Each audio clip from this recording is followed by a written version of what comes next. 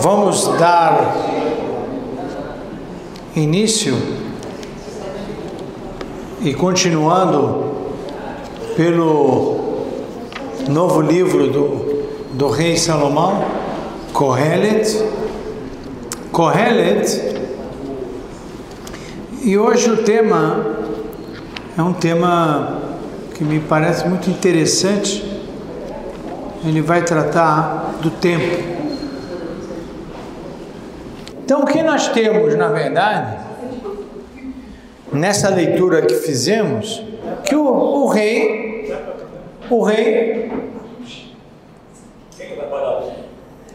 Salomão, ele coloca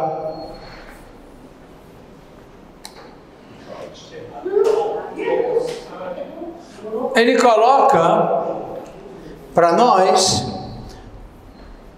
tempos, né? Tempos. E aí, para tudo existe uma época determinada.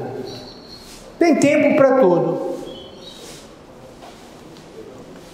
E o Talmud afirma: tudo está na mão de Deus, exceto o temor a Deus. Tratado de Berachot. Ora, se tudo está na mão de Deus,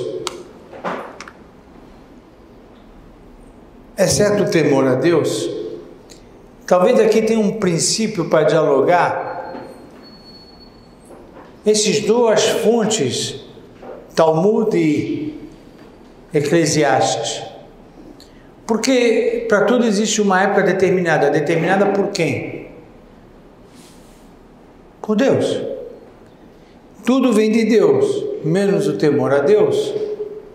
Então, há uma expectativa de como eu devo reagir a essas épocas pré-estabelecidas.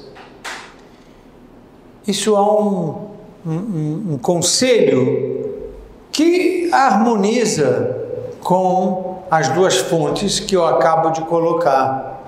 Vejamos. Diz o Maimônides, fundamental na aula de hoje: o homem não escolhe o que ocorrerá com ele, mas sim escolhe como reagir a esses acontecimentos. Existem certas coisas que não está na mão do homem. Acontece. Quando acontece, não foi por livre escolha do homem. Nesse momento, há uma expectativa de como ele vai reagir a este acontecimento. Isso ele escolhe.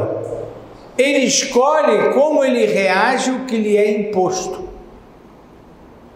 Diante da vida, sempre duas direções: frustração ou alegria, reação e dedicação ou depressão e revolta contra Deus. É sempre assim. Acontece se descobre um dado, como é que eu vou reagir a esse dado? Então pegamos o exemplo que foi citado, um pogrom. O pogrom, ele é inesperado, não foi o livre-arbítrio da pessoa. Como ele pode reagir a isso? Ele pode ficar revoltado com Deus, ele pode ficar em depressão, ou ele pode ter uma reação e uma dedicação diante do cenário adverso. Lo aleno, uma pessoa recebe uma informação de uma doença. Ele pode de novo ficar revoltado com Deus, ele pode cair em depressão, ou ele pode ter uma reação, uma dedicação que poderá, Be'ezat Hashem, provocar uma melhora. Ele tem uma resposta de demissão do trabalho. De novo, ele pode ter revolta com Deus, cair em depressão, ou ele pode ter uma reação, uma dedicação de dar a volta por cima. Tudo tem o seu tempo, para tudo existe uma época determinada, e essa época pode ser A, B, C, não importa a área da saúde, área familiar, área comercial, área política, o que for, todas essas áreas, você decide como vai reagir a algo que lhe é imposto, que acontece. E aí, você tem o livre-arbítrio agora, de decidir para que lado você quer e como vai reagir diante desse cenário. É isso. Essa é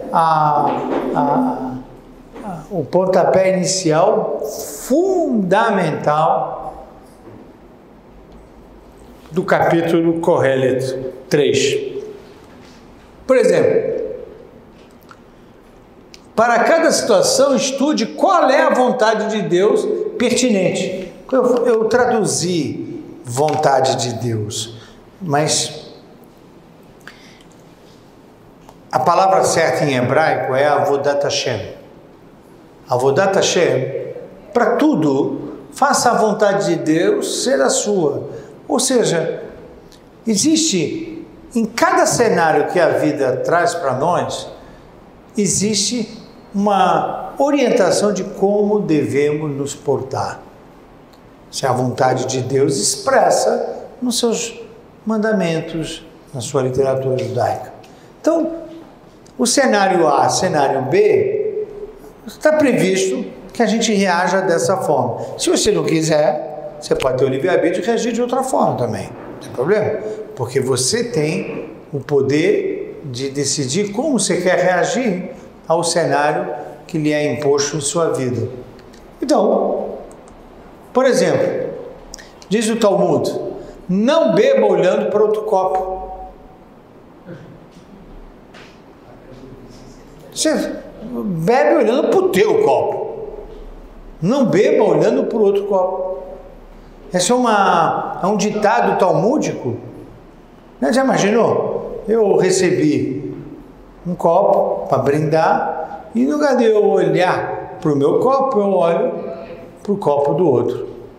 Você tem o seu copo, você bebe olhando para o seu copo.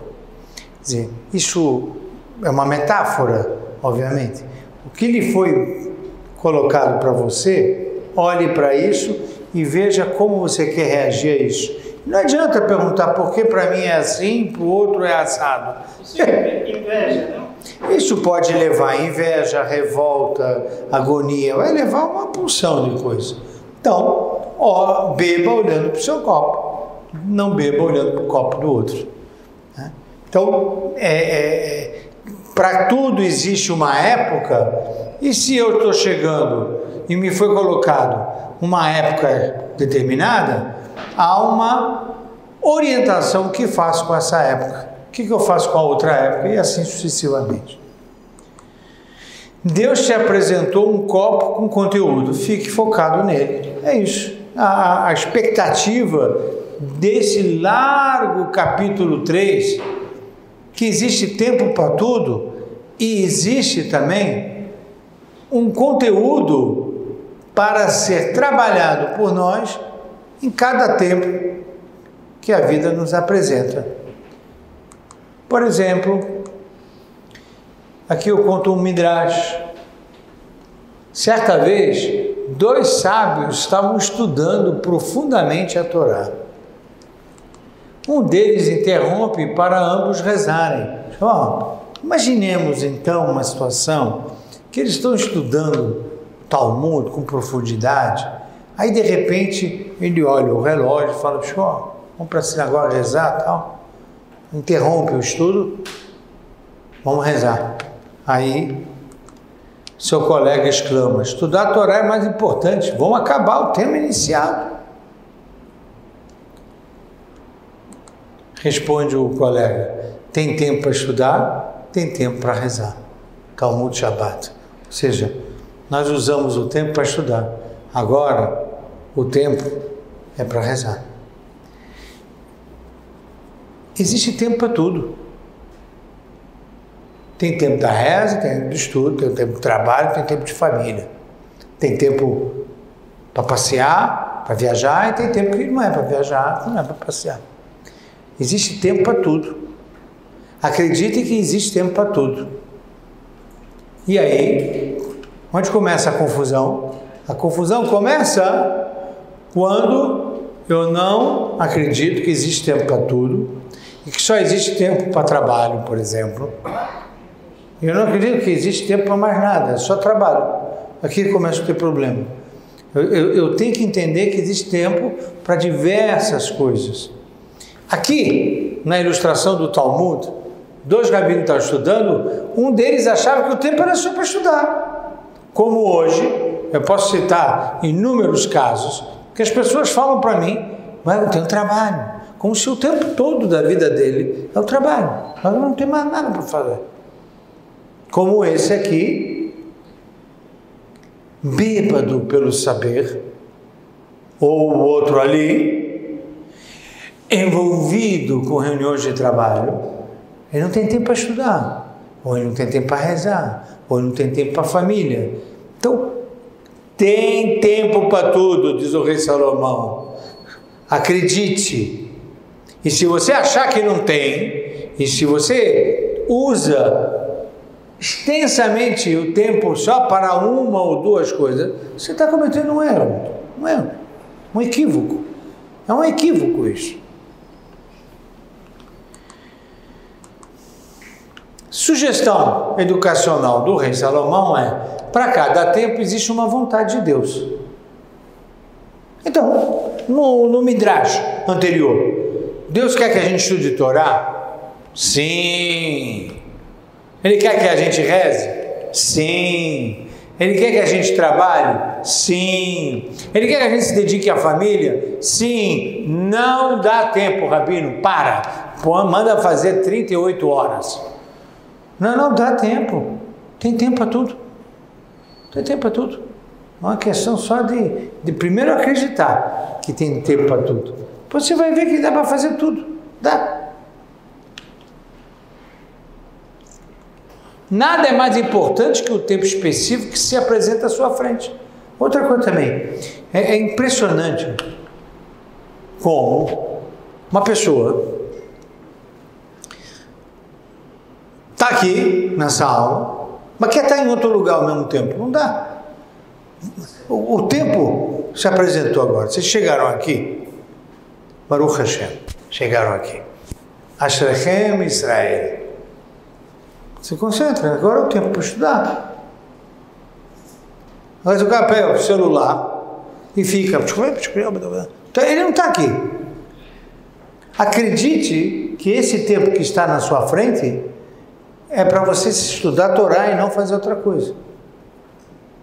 O cara vem na sinagoga para rezar e ele de novo está lá no WhatsApp.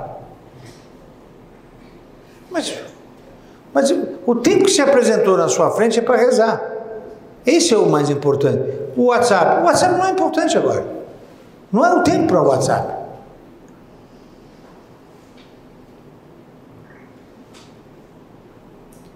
Eu estou indo numa consulta médica. Aí eu chego na consulta do médico. Alguém quer falar comigo? Agora não é hora para falar comigo. Não, mas vai saber o que é? Não quero saber o que é. Se Deus me colocou nesse momento para fazer uma consulta médica, esse é o tempo para eu cuidar de mim e ouvir o que o médico tem a dizer na consulta que eu tenho para fazer. Acabou. Se eu não começar a acreditar no que o rei Salomão falou, eu vou ficar pinel.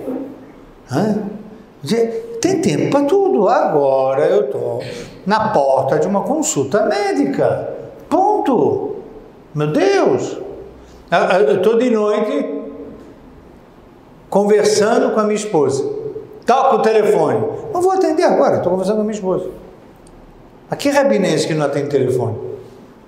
Não, porque naquele momento eu não podia atender o telefone. Mas por que você não atende? Porque eu não podia atender. Não era tempo para atender. Se a gente conseguir entender que o tempo que se apresenta à nossa frente é a melhor coisa que nós podemos fazer, e se a gente souber qual é a vontade de Deus para aquele cenário que nos apresenta, a gente vai usar o tempo a nosso favor. É isso. É isso que o rei Salomão falou. E o Maimônides, brilhante, disse: é isso que você pode decidir. Como você quer reagir com o tempo que se apresenta na sua frente. Por exemplo, quando você estiver rezando na sinagoga, nada é mais importante que a reza. Não é possível que a pessoa venha na sinagoga para falar de bolsa de valores. Não é possível. Se ele quisesse falar de bolsa de valores, não vinha na sinagoga, vai no pregão, fica lá ligando para o operador dele e tal, não sei o quê, eu não sei. Não faz sentido vir na sinagoga e não rezar. Sabe por quê? Porque se ele vem na sinagoga e não reza, vai rezar onde? No escritório? No metrô? Onde ele vai rezar? No carro? Então, se ele perde a oportunidade de rezar no ambiente sinagoga, aonde é que ele vai rezar? Se ele perde a oportunidade de estudar a Torá agora aqui comigo, vocês estão aqui, vocês perderam a oportunidade, bom, vocês vão estudar, bom, não sei, se tiver outra aula e tal. Não, agora foque. Qual o copo que está na sua frente? Beba desse copo. Esse é o copo teu agora? Não dá para ficar em 70 mil lugares, não dá. É impossível. Vocês não estão entendendo, tem tempo para tudo. Quando estiver estudando, nada é mais importante do que estudar. Agora é estudo. Mas quem estiver trabalhando, está trabalhando. Quem estiver viajando, jantando. Ponto. Mas aí a janta, celular, telefone, Jornal Nacional, tudo vem. Então não tem tempo para nada. Aí ele realmente fala: Rabino, não estou tendo tempo para nada. Mas é incrível isso, não tem tempo para nada. Não, sabe por quê? Porque ele não fez a premissa do rei Salomão, que há tempo para tudo. Aí, como ele mistura tudo, uma bagunça, então não há tempo para nada. Faz mal tudo. Faz com imperfeição tudo. Então, se a gente pudesse, pegar isso do rei Salomão e explicar para as pessoas: olha o que o rei Salomão nos ensinou há tanto tempo atrás, tanto tempo atrás. Se você não rezar na sinagoga, onde você rezará? Eu não sei, sinceramente. Por exemplo, olha só, eu vou pegar a parte mais difícil. Um tempo para nascer, outro para morrer. Tem. Eu, como rabino, confesso que eu, às vezes, sou chamado para celebrações de Brit Milá e, às vezes, sou chamado para celebrações de sepultamento. O judaísmo está presente nesses momentos. Tem leis e costumes para o Brit Milá e tem leis e costumes para o sepultamento. Hoje mesmo de manhã, saí da reza para visitar uma pessoa que estava enlutado aqui na Rua Caçapava. E domingo, ontem, eu estava numa circuncisão. Então veja, você vê uma criança nascendo e você vê uma outra pessoa indo para o outro mundo. Aqui tem leis e costume, vontade de Deus. Aqui tem leis e costume, vontade de Deus. Tem a reza específica para a ocasião do nascimento e tem rezas específicas para a ocasião do sepultamento. Há tempo para usar esta reza, há tempo para usar esta reza. Essa é a vontade de Deus. Pronto. Como eu reajo? Maimônides me ensinou a usar esse livro nesse tempo ou nesse tempo. Mas eu tomei a decisão, estou revoltado, não quero. Ok, ele vai optar por outra coisa. É isso. Zé Ahaim. Essa é a vida. Zé Ahaim. Capítulo 3 do Kohelet sintetiza a vida. O homem então não escolhe o que ocorrerá com ele, mas sim escolhe como reagir a esse acontecimento. Repito de novo o que já falamos em nome do Maimônides. Esse é o Rav Kook, que talvez um dia a gente estude ele. Esse Rav Kook, ele é o fundador do pensamento sionista religioso. Conta que o avô do Rav Kook, o avô dele, estava nas últimas. E aí percebeu que os familiares estavam chorando. O avô dele estava mal, estava nas últimas. Então o avô fortaleceu-se e pediu para acenderem velas e cantarem músicas. Citando a fonte do Taná, iremos rir no último dia. Vatishak Yom Aharon. Esse é um versículo que está no provérbio, Mishlei, também do rei Salomão. Quer dizer, o momento do avô dele partir está chegando. E ele falou, ele começou a olhar, né, lá do leito, começou a ver todo mundo chorando. Por que vocês estão reagindo assim? Por que vocês estão reagindo? Mandou acender velas. E aí mandou cantar. Eu imagino algum nigun.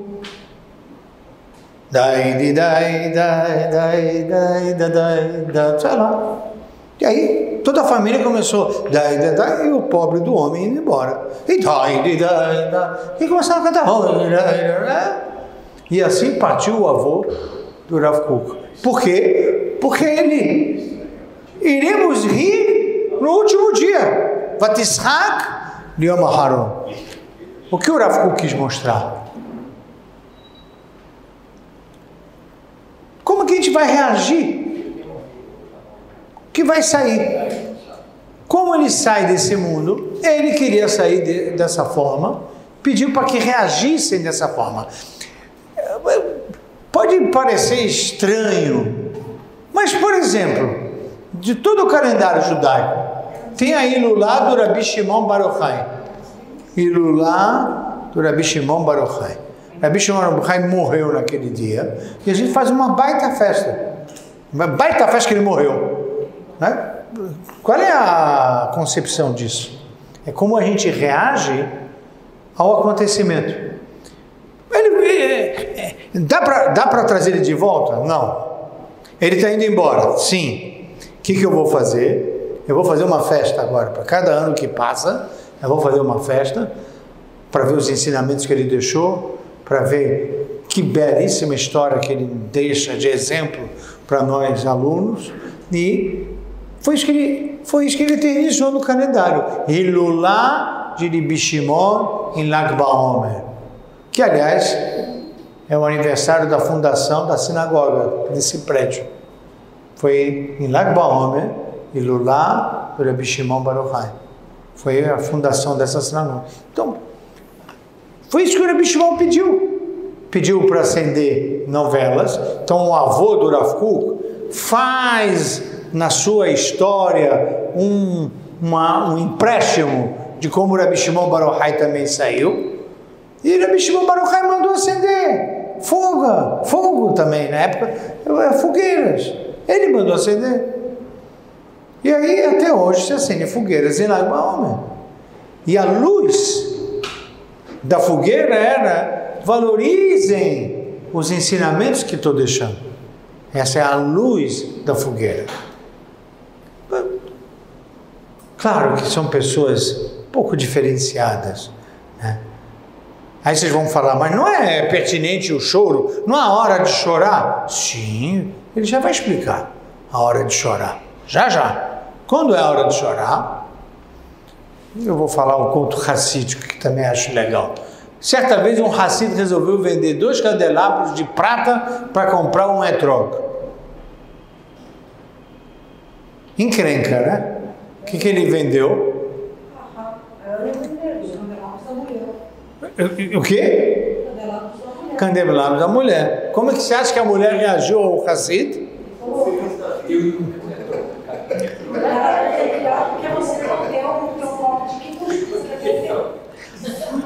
A esposa, quando soube, exclamou: você sempre proibiu vender esses candelabros? para comprar coisas para casa. E agora você vende para comprar o etrog?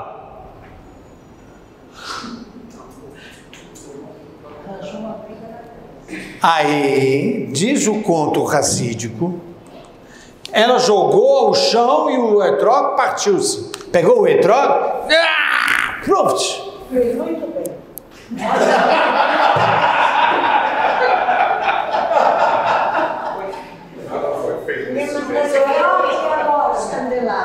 Agora você imagina, gente, preste atenção, nós temos a mitzvah em Sukkot e tem aquelas 4 frutas, né? Então, o lulav, o Hadassah, a Aravá e a frutinha, o etrog. Ele não tinha dinheiro para comprar o etrog. As velas, ela acende a vela direto na mármore, não precisa do candelabro, sei lá o que ele pensou. Ele está numa situação difícil, foi comprar o etrog. Vendeu o candelabro, comprou o etrog. Veio todo feliz da vida com o etrog.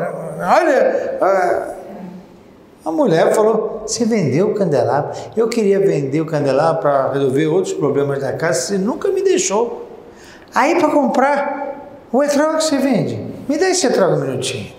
Trac! Jogou. No que jogou, reação do Hassid. O Hassid exclamou, eu agora vou servir a Deus sem ficar nervoso. Ou seja, eu pensei que eu ia servir a Deus com o etrog. Como ela me tirou o etrog, eu vou servir a Deus sem ficar nervoso. Ou seja, o que me foi apresentado lá é qual é a vontade de Deus que eu tenho que ter nesse momento, conter o meu nervosismo. Eu pensei em servir a Deus com etrog. Me foi tirado o etrog da mão. E agora? Eu deixo de servir a Deus? Não. Porque minha esposa jogou no chão, quebrou. Eu não posso ficar nervoso, porque a Torá proíbe ficar nervoso. Eu posso até debater, criticar, trocar ideias com ela. Pô, você fez isso, mas nervoso não pode. Então eu vou agora servir a Deus não ficando nervoso. Isso, no conto racídico, é Kohelet. Tem tempo para tudo, até para não ficar nervoso. Tudo pede ficar nervoso e Deus está querendo o quê? Que eu faça a vontade dele, de não ficar nervoso. Pois não? Caberia também se conter e ficar nervoso? Caberia. Mas o conto racídico, né, ele deve ter sido escrito pelo Hassid e não pela Hassidah, mas valeria sim. Muito bem. Esse trabalho foi mais elevado do que a reza com etrog. Então, no Hassidismo, se diz que esse gesto do Hassid, aos olhos de Deus, ficou muito mais elevado que se ele fosse com etrog, fazer a brachá na sinagoga. Conter o nervosismo aos olhos de Deus ficou muito mais elevado do que fazer a brachá no etrog. Então, vocês imaginem que tudo que Deus coloca na nossa frente é aquilo que Deus quer que a gente passe. Se eu tenho 2 escolhas. Ou me revolto, ou eu falo, pera um minutinho, vou me dedicar a alguma coisa perante esse cenário. No caso do Hassid, conter o nervosismo. Ponto. E você vai aplicando o Maimônides o tempo todo, de acordo com o Kohelet. Ponto. A dor do luto, que tem tempo para morrer. Depois do enterro, diz o Talmud, os 3 primeiros dias é para o choro mesmo. Os 7 dias para discursos fúnebres. E 30 dias para não cortar o cabelo e nem a barba. Você tem todo um procedimento, né, ritualístico da dor do luto. Então as pessoas diretamente envolvidas, e não entra em contradição com o que a gente falou do avô do Rav Kuk, porque o avô não queria ir embora com o luto já feito e ele ainda está ali partindo. Está partindo, ele pediu para cantar, acender vela, etc. Foi como o Rabi Shimon Bar Yochai estava partindo, pediu isso. Muito bem, já foi, agora sim, 3 dias para choro, 7 dias para discurso fúnebre e 30 dias não cortar o cabelo nem a barba. Ou seja, não se pode estender o luto e nem reduzi-lo. É isso. Esse é a vontade de Deus. Ponto. A pessoa partiu, já foi, teve o enterro, entrou o luto. Entrou o luto. Qual é o repertório da vontade de Deus na época do luto? É isso. Ponto. Nem mais, nem menos. Como eu visito e como eu converso muito com essas pessoas, eu acho justo o contrário. As regras fazem as pessoas colocar para fora e levantar o voo, porque a vida continua. Eu acho que... Não é tempo de cada pessoa? Não. Pode chegar e falar para você, 3 dias, acabou, não precisa chorar. Não, tem tempo. Não está ali tempo de cada um, não. Tem tempo. Tem tempo para nascer, tem tempo para morrer, quer dizer, tem um tempo. Esse tempo tem uma vontade, ou seja, tem uma orientação de como reagir a esse tempo. Ao colocar isso, a pessoa coloca para fora, tem um tempo de colocar para fora. Tem gente que não coloca para fora, vai guardando. Não, agora é para colocar para fora. Agora é para fazer discursos fúnebres. Agora é para deixar o cabelo, deixar a barba. E depois, acabou. Depois, acabou. Não, eu quero continuar. Porque... Não, é para acabar. Porque tem tempo para isso, tem tempo para aquilo. Então, eu acho que o judaísmo é inteligente. Ele não... Não estou falando que não é inteligente, mas é difícil você determinar isso para um ser humano. Você não vai conseguir fazer isso. Isso é independente se a pessoa morreu de repente de uma tragédia, se cumpriu todo o ciclo natural da vida, isso é independente. Claro que o sentimento vai variar. Se for um ciclo natural, uma tragédia, o sentimento muda, mas a orientação é a mesma. E tem tempo e tem tempo. O luto não será maior por causa da tragédia. O luto será exatamente igual. Igual. Por quê? Porque Deus coloca a forma do que coloca. Eu não sei explicar. Não temos capacidade de explicar o cenário que Deus vai colocando para as pessoas. Não temos essa capacidade. Eu só sei que tem tempo e tempo. Esse tempo foi colocado, esse é o copo da pessoa, é com esse copo que ela tem que decidir como ela quer reagir. Aqui tem uma forma. Quer outra forma, escolhe outra forma. Eu sou mais essa forma, do ISO 9000. Sim. Esses tempos um costume, uma norma. Isso aqui é norma. É uma norma. É uma norma. A Shiva, como é que se diz? São 7 dias, está no meio dos 7 dias de discurso. É isso mesmo. Durante 7 dias de luto, tem os discursos fúnebres o tempo todo. Só vai lá, fala, outro fala, e vai lembrando da pessoa. Acabou os 7 dias, para. Vamos lembrar agora outras coisas. A vida continua. A vida continua. A normatização, ela vai esbarrar nisso, Cada cenário é um cenário, cada copo é um copo, mas essa é a vontade de Deus. Se a gente conseguir disciplinar isso, senão a gente vai atribuir valores, E aí quem somos nós de algo que nós não atribuímos? Por que esse sai dessa forma, o outro sai daquela forma, esse sai com essa idade, o outro com outra idade? Não dá para saber, não dá para saber. Então, a normatização me parece que é uma inteligência judaica, acima de tudo, de só fazer o homem. Você não decide como esse ente querido sai. Você não decide isso, tá certo? Vamos partir desse princípio. Não, é verdade. Bom, agora você quer reagir a isso como? Como você quer na tua espontaneidade, etc. Ou como Deus te sugere. O que Deus sugere? Ah, tá bom, Deus sugere isso. Só isso! É só isso. Você acha que você vai fazer melhor? É um livre-arbítrio. Então é assim, esse é o Maimônides. Cada copo está aí. Foi colocado o copo, e agora? Então, e agora? Ou a pessoa pega a cartilha que Deus deu, ou ele vai pegar outra cartilha. Não tem o que fazer. Não podemos ficar revoltados com isso. Pode, é livre-arbítrio. Se ele quiser, fique. Um tempo para chorar, outro para sorrir. Quer ver? Os 3 dias iniciais de luta é para chorar. Mas se eu vejo alguém chorando ainda no 7º dia, é para parar. Eu tenho a obrigação de falar para ele, meu, acabou? Não estou conseguindo. Deus pede para você começar a trabalhar de outra forma. Se esforce. Você chorou muito bem os 3 dias, então, já está no 7º. Tem gente que chora 6 meses. Tá bom, tá errado.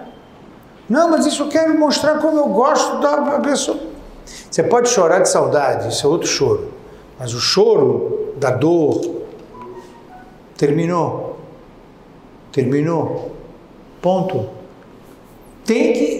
Porque tem tempo para tudo. Tem tempo, você não pode estender os tempos. O choro estendido não é adequado? Não é adequado, não. Ele gera um... É que a palavra pecado, de novo, né? É um negócio muito... Está indevido.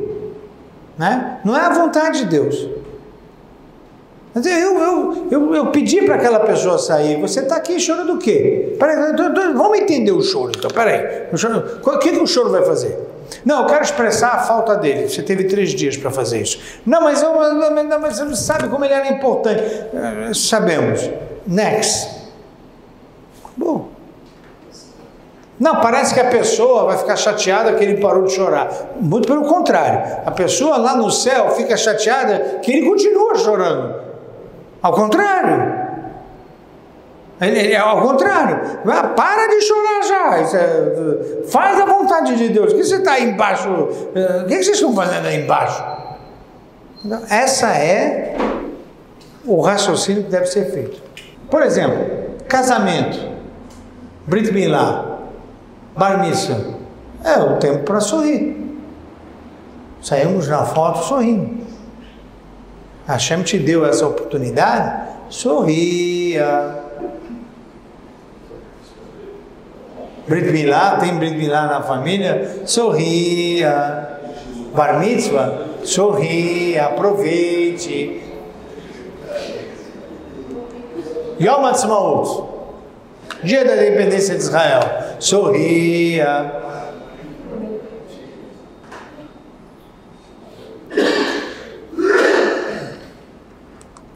Reflexão. Eu não botei Yom HaShoah, não botei Yom HaZikaron no slide, mas com essa reflexão já dá para entender onde eu vou chegar.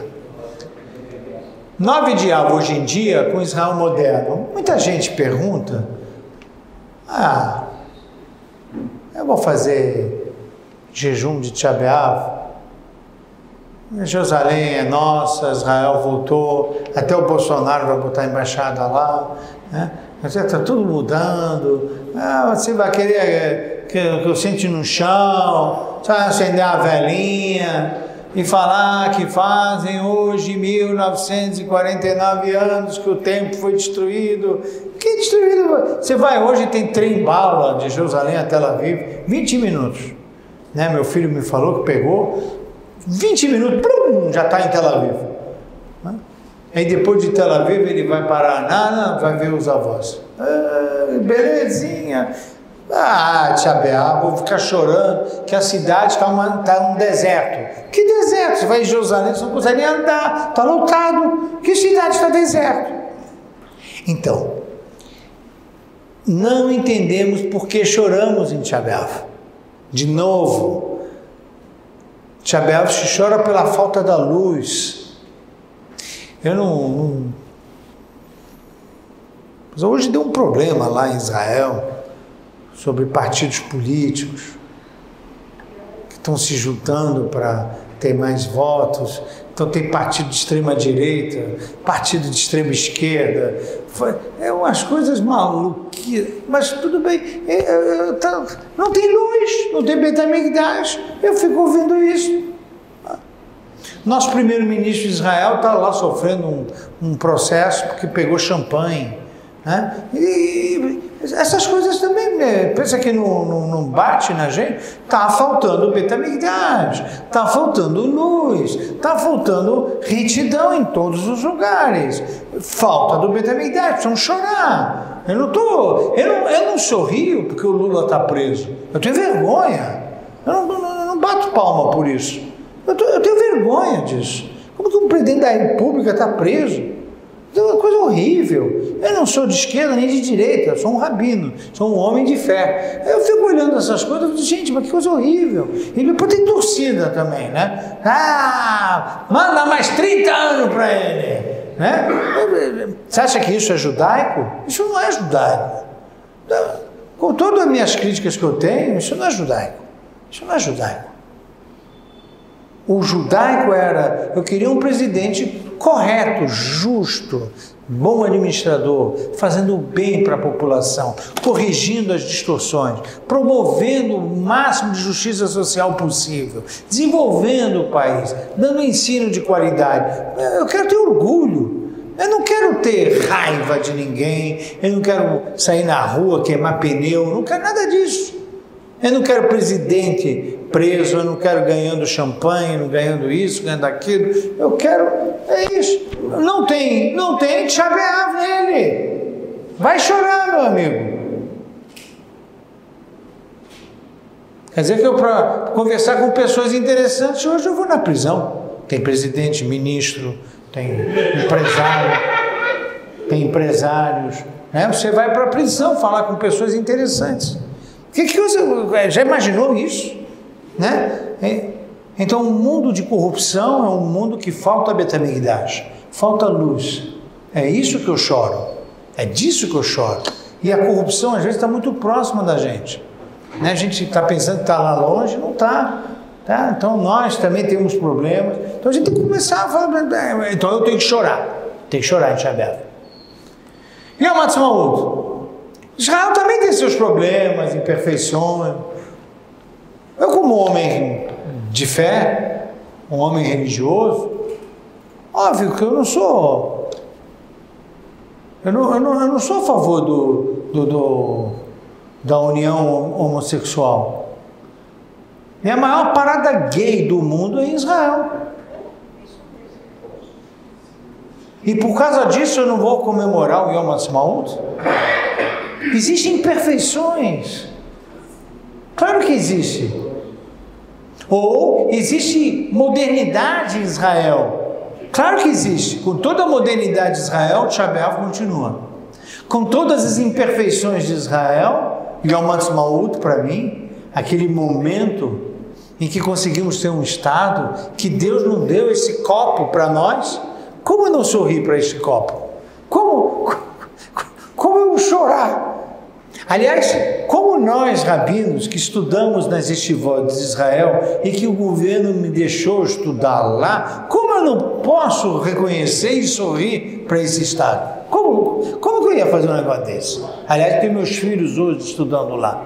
Como? Então, essas reflexões, elas precisam ocorrer. Elas precisam ocorrer. Agora, só para fazer uma pequena reflexão ao que o John disparou aqui. O John disparou aqui uma reflexão. Hoje mesmo eu estava falando com os garotos do colégio. Falei para eles, olha, vocês leram um livro à noite, do Elie Wiesel? De todos os garotos, só um leu. Falei, estou lendo pouco. Comecem a ler mais. Precisam ler. O Elie Wiesel conta nesse livro sobreviventes de Auschwitz, prêmio Nobel, falecido há pouco tempo. Os livros dele é uma doçura, um melhor que o outro.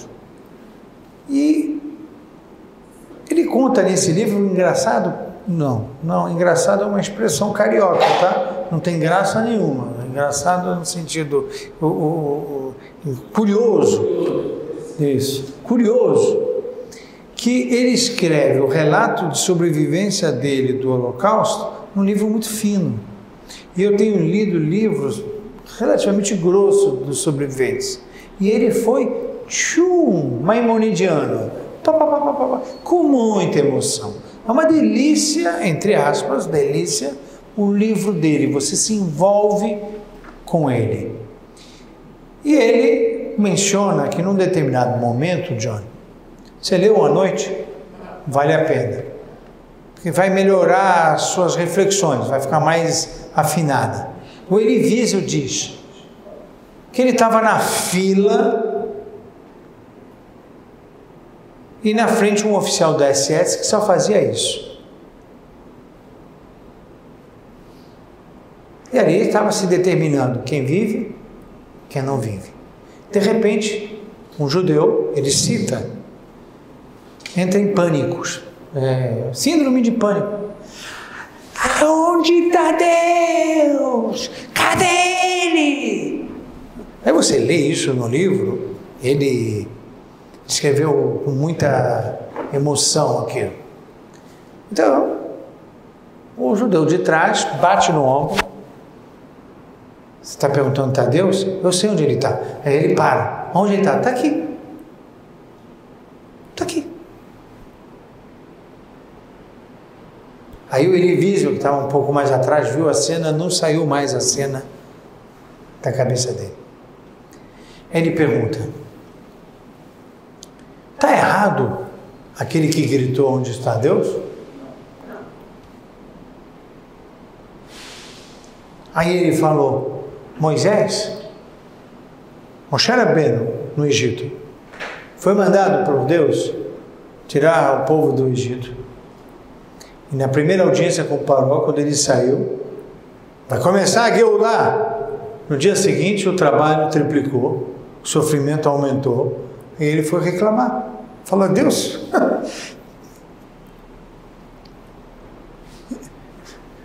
agora eu vou usar a gíria carioca. Qual é a sua? Você me manda salvar o povo e piora a situação dele? Lama hareota la amazé. Por que você piorou a vida deles? Falou para Deus isso. Mas não foi Deus que piorou a vida deles, John. Quem piorou a vida deles foi o Faraó. Mas nós somos judeus. Nós falamos para Deus, escuta, como é que você deixa esse imbecil piorar a vida dos escravos lá? Faz alguma coisa. Itzalta lo hitzil. Você falou que eu ia salvar? Eu piorei. Acho que se os caras me pegarem aqui amanhã na rua, vão me lixar.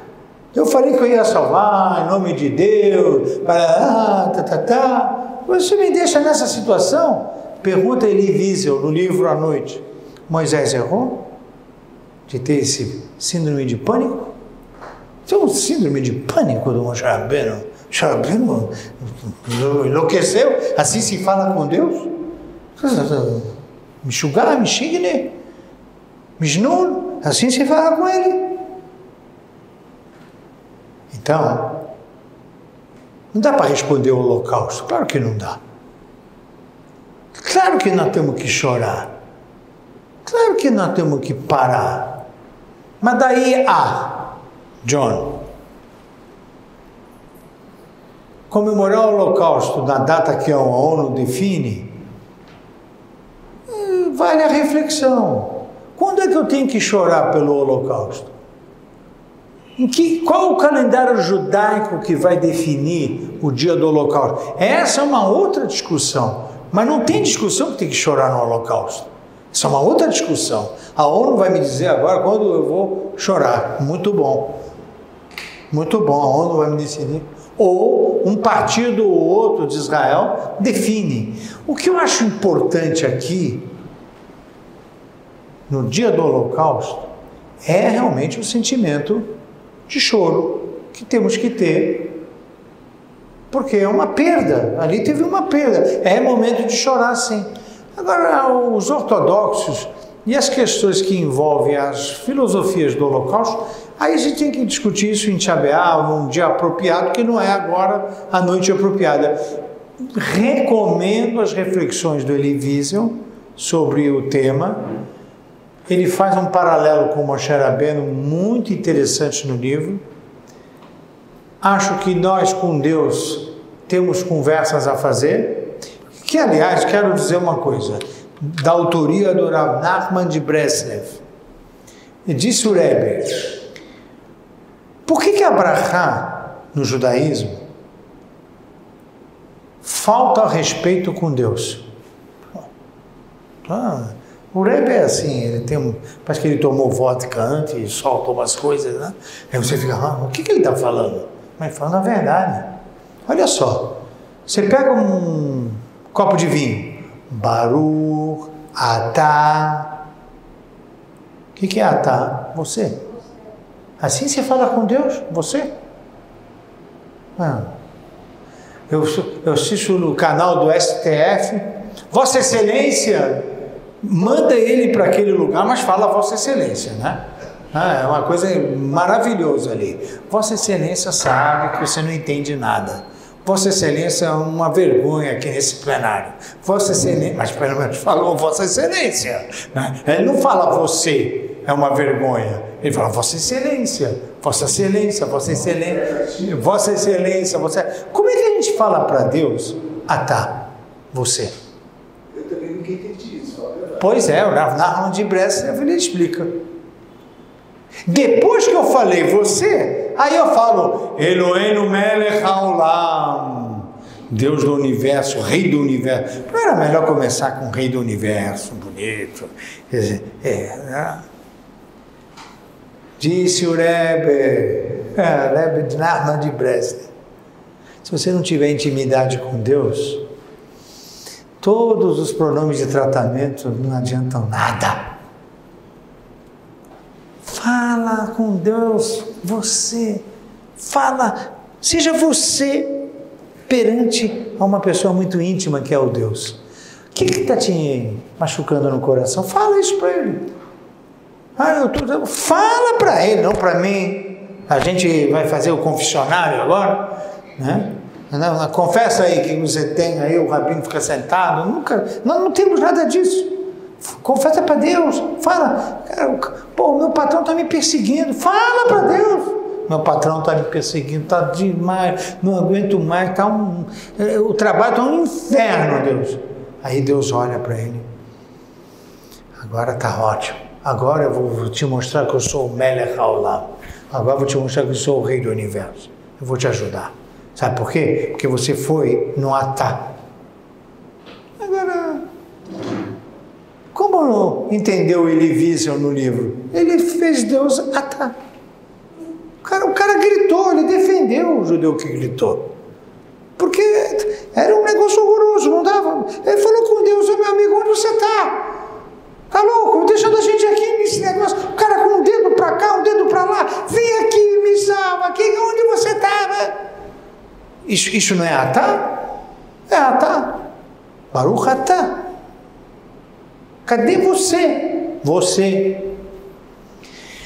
Esse tipo de relacionamento com Deus falta. Eu sinto que falta. Nós estamos carecendo dessa proximidade, intimidade, simplicidade. Mas vamos voltar para cá para terminar a aula. Conclusão.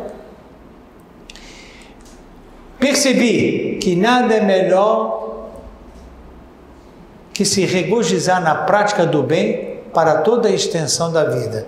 Qual é o bem? O bem é o que Deus deseja que façamos no casamento. Como é o desejo de Deus no casamento?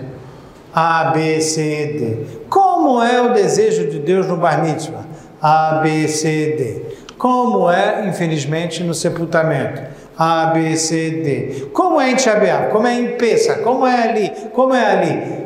Eu percebi que tudo que nos é apresentado tem uma vontade de Deus. Se a gente conseguir fazer isso, é fazer o bem, e ao longo da nossa vida, é isso que nós temos que fazer. Ponto. That's it. Não lutar contra Deus. Não vamos construir Torre de Babel para enfrentar Deus. Isso é a Torre de Babel. Isso é uma maluquice. Não há nada melhor do que fazer o bem e bem feito. A vontade de Deus em cada momento da vida. O que a vida te mostra na frente? Qual é a vontade de Deus nessa situação? Eu vou reagir desta forma. Ou não. Ou eu tenho livre-arbítrio, eu vou reagir de forma intempestiva, eu vou fazer de outra forma, vou pegar uma cartilha, sei lá o que eu vou fazer. Tudo bem, você escolhe. Você escolhe o que você quer fazer. Terminamos a aula.